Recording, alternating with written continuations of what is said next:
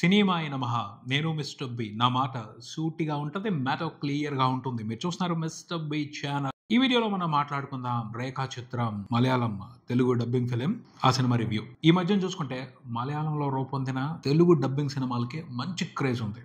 Telugu public లో బాగా craze ఏర్పడిపోయింది. అందుకు 3 కారణాలు అని చెప్పొచ్చు. ఆ కారణాల కంటే ముందల ఒక ప్రత్యేకత ఉంది. ఎందుకు మలయాళం సినిమాల్ని తెలుగు వాళ్ళు ఎక్కువ ఇష్టపడుతున్నారు అంటే కంటెంట్ బాగుంటుంది, మంచి కంటెంట్ తో సినిమాలు తీస్తున్నారు. ఆ తర్వాత ఎందుకు పాపులర్ అయ్యాయి, క్రేజ్ ఎందుకు పెరిగింది అంటే 3 కారణాలు చెప్పొచ్చు. ఒకటి, థియేటర్ రిలీజ్. ఈ మధ్యన హైదరాబాద్ లో మలయాళీస్ బాగా పెరిగిపోయారు. వాళ్ళ కోసం డైరెక్ట్ గా ఒరిజినల్ మలయాళం ఫిలిమ్స్ ని హైదరాబాద్ లో రిలీజ్ చేస్తున్నారు మల్టీప్లెక్స్ లో. మలయాళీస్ తో పాటు తెలుగు వాళ్ళు కూడా ఆ సినిమాలను చూస్తున్నారు. బాగుంది అంటే గుప్పుమంటుంది, టాక్ గుప్పుమంటుంది. మార్కెట్ లోకి మంచి మలయాళం సినిమా వచ్చింది, అది బాగుంది అని మామూలుగా పాపులారిటీ అవ్వట్లా.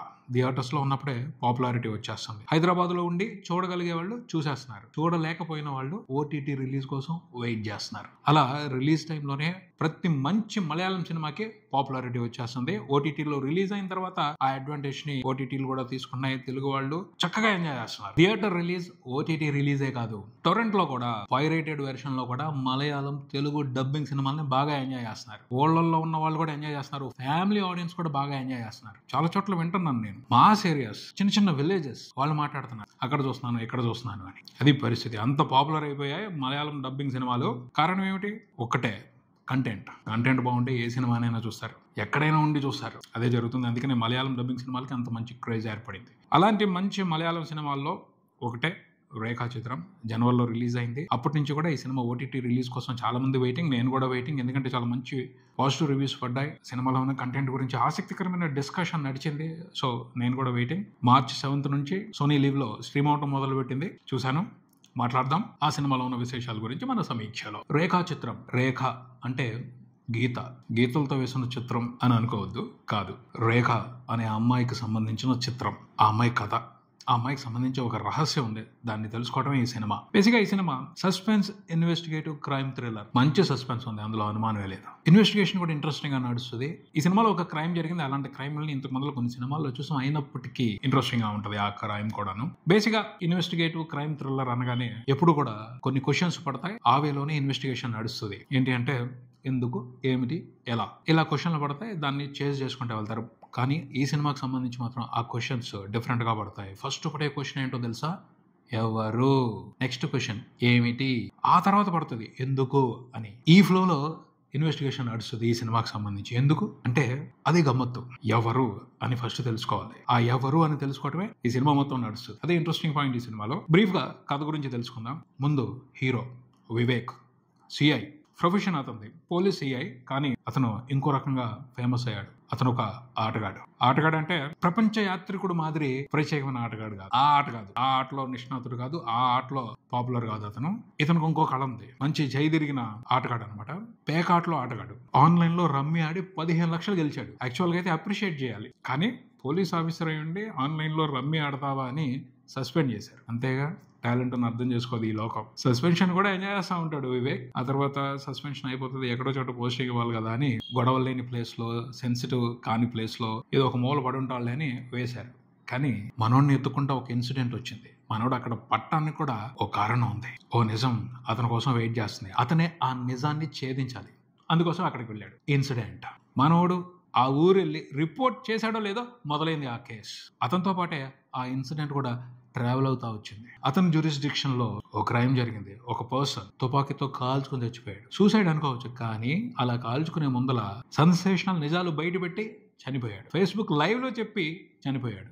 సో పబ్లిక్ కి తెలిసిపోయింది కాబట్టి పోలీసులు ఖచ్చితంగా ఆ కేసుని టేకప్ చేయాల్సిన పరిస్థితి. ఆ కాల్చుకొని చచ్చిపోయిన ఆయన ఏం చెప్పాడు అంటే, నేను ఎక్కడైతే కూర్చున్నానో అడవిలో కూర్చున్నాడు, ఎవరికి తెలియకుండా దూరంగా వెళ్ళి నేను కూర్చున్న కింద ఒక అమ్మాయిని పాతి పెట్టాం కొన్ని సంవత్సరాల క్రితం. దీని గురించి ఇప్పటి వరకు ఎవరూ పట్టించుకోలేదు, ఇప్పుడు తేల్చండి అని కాల్చుకొని చచ్చిపోయాడు. తప్పదుగా, స్ట్రాంగ్ ఎవిడెన్స్ ఉందో లేదో వెతకాలి. మన హీరోకి కూడా అదొక ఛాన్స్. పేరు పోయింది, ప్రతిష్ట పోయింది, ఈ కేసుని ఛేదించి పేరు తెచ్చుకోవచ్చు. సో సీరియస్ గానే ట్రై చేశాడు. తవ్వారు, అక్కడ కొంచెం గట్టిగానే కష్టపడ్డారు. దొరికింది ఎవిడెన్స్. స్కెలిటన్ బయటపడింది. అది ఒక అమ్మాయిదని అర్థమైంది. స్కెలిటన్ అయితే దొరికింది. ఆ చెప్పిన ఆయన డీటెయిల్స్ చెప్పలా, పాతి పెట్టామని మాత్రమే చెప్పి చచ్చిపోయాడు. ఎవరిని పాతి పెట్టారు, ఎందుకు పాతి పెట్టారు, ఎందుకు అనేది నెక్స్ట్. అసలు ఎవరో ఆ స్కెలిటన్ ఎవరిది అది తెలుసుకోవాలి. అది మొదలైంది. ఇన్వెస్టిగేషన్. ఎవరిదా స్కెలిటన్ చిన్న చిన్న క్లూస్ వెతుక్కుంటా మొదలు పెట్టాడు సిఐ వివేక్. వాళ్ళ దగ్గర ఉన్న ఆధారం ఆ స్కెలిటన్ ఒంటి మీద పట్టీలు ఉన్నాయి. ఆ పట్టీలను పట్టుకుని ఫస్ట్ తెగదిరిగాడు, చాలా మందిని కలిశాడు, వర్కౌట్ అవ్వదా. కానీ ఒక ఇంట్రెస్టింగ్ క్లూ దొరికింది కొన్ని రోజుల తర్వాత. అది కూడా పోలీస్ స్టేషన్లో ఫైల్ అయిన కేసు. ఆ కేసును పట్టుకున్న దగ్గర నుంచి మొదలైంది ఈ క్రైమ్ కి సంబంధించిన అసలైన ఇన్వెస్టిగేషన్. ఫస్ట్ క్లూ దొరికింది, చాలా విచిత్రమైన క్లూ అది. ఆ క్లూకి సినిమా ఇండస్ట్రీతో కనెక్షన్ ఉంది. ఎవరిదైతే ఆ స్కెలిటన్ అనుకుంటున్నామో ఆ అమ్మాయి ఆ ప్లేస్ కి ఒక షూటింగ్ నిమిత్తం వచ్చింది. మమ్ముట్టి సినిమా 1985లో ఆ ఏరియాలో మమ్ముట్టికి సంబంధించిన ఒక సినిమా షూటింగ్ జరిగింది.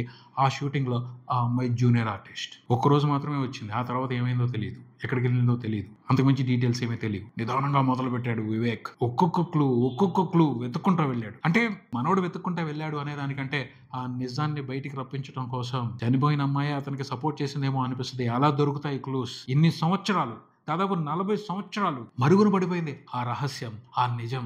అది నిదానంగా బయటకు రావటం మొదలయ్యింది. దొరికే ఒక్కొక్క క్లూ భలే ఇంట్రెస్టింగ్ గా ఉంటుంది. అది వెరైటీగా ఆ ఇన్వెస్టిగేషన్ ని డ్రైవ్ చేస్తుంది. ఇన్ని సంవత్సరాలైనా ఆ అమ్మాయి గురించి ఎవరు ఎందుకు ఆలోచించలేదు, అసలు అమ్మాయి ఏమైపోయింది అన్న ఆరా కూడా ఎవరికి ఎందుకు రాలేదు.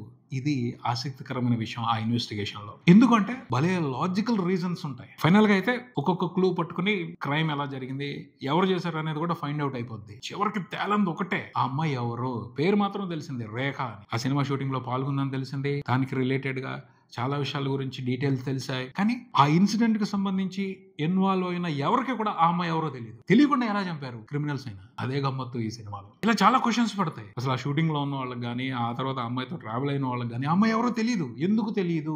ఇది ఇంట్రెస్టింగ్ మ్యాటర్ సినిమాలో. అసలు ఎవరు ఆ రేఖ చివరికి తెలుస్తుంది. అది తెలుసుకోవడం ఈ సినిమా ఎండింగ్. కానీ చాలా ఇంట్రెస్టింగ్ గా చెప్పారు, బాగుంటది, ఎమోషనల్ గా కనెక్ట్ అవుతాం. అరే ఇంత జరిగిందా, ఇలా జరిగిందా, అయ్యో పాపం అనిపిస్తుంది. వాస్తవంగా ఒక సినిమా షూటింగ్ అని చూపిస్తున్నారు. ఆ సినిమా ఉంది, మమ్ముట్టి గారు యాక్ట్ చేశారు, ఆ సినిమా రిఫరెన్స్ తీసుకున్నారు, ఆ సినిమా షూటింగ్ జరిగినట్టే చూపెట్టారు. నిజంగా జరిగిందేమో అనుకున్నాను, కాదు, ఫిక్షన్ రాశారు. అలాగా ఆ కథని, ఆ సినిమాని బేస్ చేసుకుని, ఆ సినిమాకి సంబంధించిన ఇన్సిడెంట్స్ ని బేస్ చేసుకుని వాళ్ళే రాశారు. చాలా థ్రిల్లర్స్ ఉంటాయి. ప్రతిసారి ఎక్కడో చోట మర్డర్ జరుగుద్ది, లేకపోతే ఎప్పుడో జరిగిపోయిన మర్డర్ ఇప్పుడు బయటపడుతుంది. అది ఎలా జరిగింది, ఎవరు చేశారని తెలుసుకోవడం అనేది రెగ్యులర్ ప్రాసెస్ కాకపోతే, ఆ ప్రాసెస్ లో కూడా మనకి ఆసక్తిని కలిగించేది ఏమిటి అంటే నేపథ్యం, ఎలాంటి పరిస్థితుల్లో జరిగింది, ఆ పైన అది ఎలా జరిగింది అని తెలుసుకునే ప్రాసెస్ లో డీటెయిల్స్ ఉంటాయి చూడండి. ఇందు మూలంగా జరిగింది, ఎలా జరిగింది అన్న డీటెయిల్స్ ని ఇంట్రెస్టింగ్ గా క్రియేట్ చేస్తే ఏ థ్రిల్లర్ అయినా సూపర్ గా ఉంటుంది. ఎన్నిసార్లు థ్రిల్లర్స్ తీసినా అద్భుతమైన ఎక్స్పీరియన్స్ ఆడియన్స్ కి వెళ్తుంది. అలాంటి ఇంట్రెస్టింగ్ డీటెయిల్స్ ఈ సినిమాలో ఉన్నాయి. ఆ పైన మంచి డీటెయిల్స్ పెట్టుకోవటమే కాదు, వాటిని రివీల్ చేయడానికి కూడా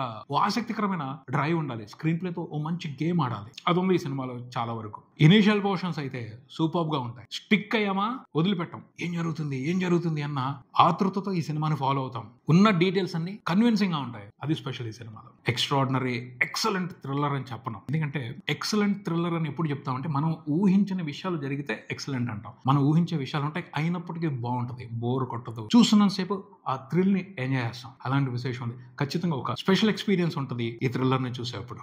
ఎక్సలెంట్ రైటింగ్ అని చెప్తాను ఫస్ట్ సినిమాకి సంబంధించి. థ్రిల్లర్ ఎప్పుడూ కూడా ఫస్ట్ స్క్రీన్ ప్లే డిజైనింగ్ తోనూ, స్క్రీన్ ప్లే రైటింగ్ తోనే సగం సక్సెస్ అయిపోద్ది. ఆ తర్వాత తీసేవాళ్ళు వాళ్ళ మ్యాజిక్ తో చేయాల్సింది చేస్తారు, రావాల్సిన ఇంపాక్ట్ వస్తుంది. సినిమాకి మంచి స్క్రీన్ ప్లే డిజైనింగ్ ఉంది, మంచి నేపథ్యం తీసుకున్నారు, ఇంట్రెస్టింగ్ క్యారెక్టర్స్ పెట్టారు, ఇంట్రెస్టింగ్ డీటెయిల్స్ పెట్టారు. అవన్నీ హుక్ చేసి పెట్టేస్తాయి మనల్ని. ఒక క్యూరియాసిటీతో సినిమాని చూసాం, మంచి థ్రిల్లర్ ని చూసాం అనే సాటిస్ఫాక్షన్ ఫీలింగ్ ఉంటుంది. ఆర్టిస్టులు అందరూ కూడా చాలా బాగా పర్ఫామ్ చేశారు. ఆసిఫ్ అలీ, సిఐ వివేక్ గా అతని పర్ఫార్మెన్స్ గుర్తుండిపోద్ది, అతని రోల్ గుర్తుండిపోద్ది, అతని ఆ క్యారెక్టర్ గుర్తుండిపోద్ది. అంత బాగుంటది అతని పర్ఫార్మెన్స్, అంత న్యాచురల్ గా చాలా బాగుంది. ఆ తర్వాత రేఖా పాత్రలో కనిపించారు అనస్వర రాజన్. ఆ అమ్మాయికి డైరెక్ట్ గా తెలుగులో యాక్ట్ చేయలేదు, కానీ తెలుగులో కూడా మంచి ఫ్యాన్ బేస్ ఉంది. ఫైనెస్ట్ ఆర్టిస్ట్, చాలా బాగా యాక్ట్ చేస్తారు, మంచి ఆర్టిస్ట్. ఓ ప్రత్యేకమైన పాత్రలో కనిపించింది, బాగా చేసింది తన పాత్ర పరిధి మేర. ఇంట్రెస్టింగ్ ఇన్వెస్టిగేటివ్ థ్రిల్లర్ ఇది.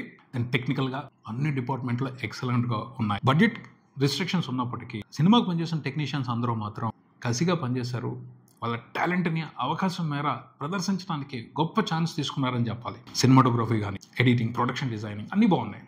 అన్నిటికంటే ఎక్సలెంట్ ఏమిటి అంటే బ్యాక్గ్రౌండ్ స్కోర్ సూపర్ ఉంటుంది. అసలు బ్యాక్గ్రౌండ్ స్కోర్ తోనే ఎక్సైట్మెంట్, క్యూరియాసిటీ భలే బిల్డ్ అవుతాయి సినిమా అంతా కూడా. ఒక మంచి ఫీల్ తీసుకుంటాం, మంచి ఎక్స్పీరియన్స్ తీసుకుంటాం బ్యాక్గ్రౌండ్ స్కోర్ మూలంగా ఈ సినిమాని చూసేప్పుడు. మంచి సౌండ్ సిస్టమ్ ఉన్న టీవీలో చూడండి, లేదంటే ఇయర్ ఫోన్స్ తో చూడండి, ఆ ఎక్స్పీరియన్స్ అదిరిపోద్ది. నిజంగా బ్యాక్గ్రౌండ్ స్కోర్ తో చాలా మంచి ఇంపాక్ట్ ఉంది ఈ సినిమాకి సంబంధించి. ఫైనల్ గా అయితే చెప్పేది ఒకటి, రేఖా చిత్రం ఇంట్రెస్టింగ్ క్రైమ్ థ్రిల్లర్, మంచి సస్పెన్స్ ఉన్న క్రైమ్ థ్రిల్లర్. మిస్ అవ్వద్దు, అవకాశం ఉంటే చూడండి, అవకాశం కల్పించుకొని చూడండి. సోనీ లివ్ లో స్ట్రీమ్ అవుతుంది. ఎంజాయ్ చేస్తారు, మంచి ఎక్స్పీరియన్స్ తీసుకుంటారు. ఇది ఇక్కడికి. మరో వీడియోతో మళ్ళీ కలుద్దాం. ఈ వీడియో మీకు నచ్చితే లైక్ చేయండి, మీ ఫ్రెండ్స్తో షేర్ చేసుకోండి, మీ అభిప్రాయాన్ని కామెంట్ చేయండి, ఈ ఛానల్ని సబ్స్క్రైబ్ చేయండి. నేను mister B. Keep watching mister B channel. Thank you.